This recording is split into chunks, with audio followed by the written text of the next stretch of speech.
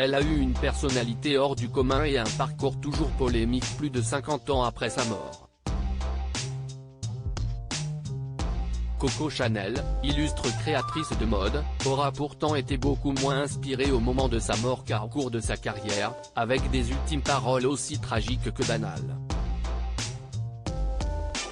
CIST un dimanche que Gabrielle Chanel, renommée Coco Chanel après son interprétation de Kiko a vu Coco dans le Trocadéro dans un café, est morte dans son lit, à l'hôtel Ritz à Paris, aux alentours de 21 h.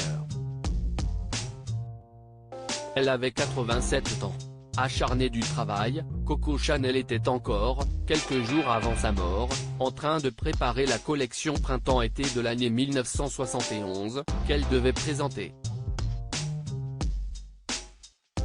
Pourtant la fatigue lui pesait déjà depuis un moment puisque la veille de sa mort elle s'était sentie mal et avait dû se coucher tôt pour se remettre.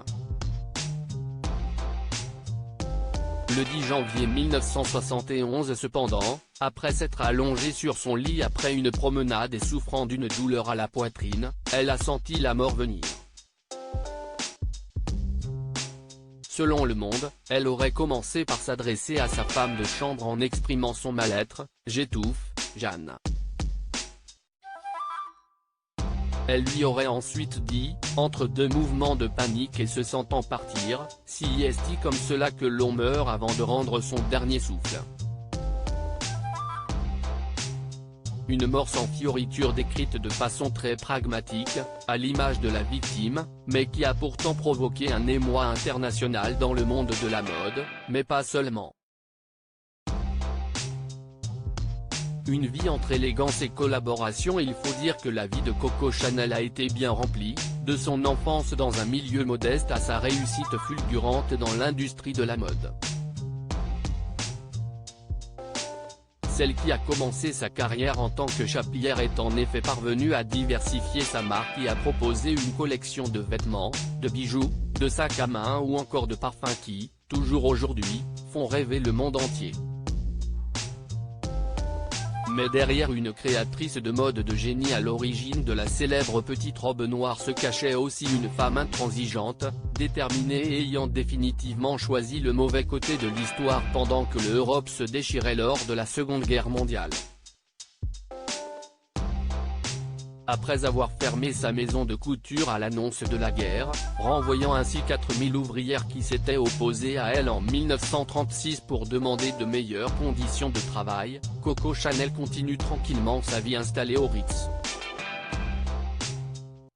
Le Ritz, CIST ma maison avait-elle ainsi dit après y avoir loué, en 1937, une suite de 188 mètres carrés au deuxième étage, avec une vue sur la place Vendôme.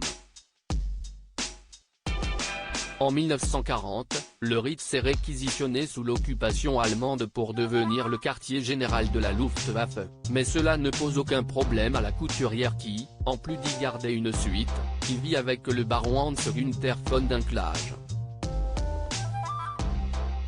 L'homme aurait non seulement appartenu au renseignement militaire allemand, il sera plus tard soupçonné d'avoir recruté son amante pour devenir une espionne pour le compte des Allemands.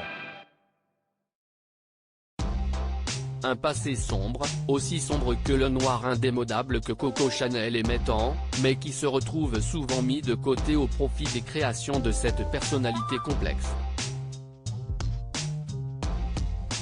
Pourtant difficile d'ignorer que celle à qui on doit le fameux parfum N°5 a trempé dans la collaboration et l'antisémitisme en plus d'être une anti-féministe notoire.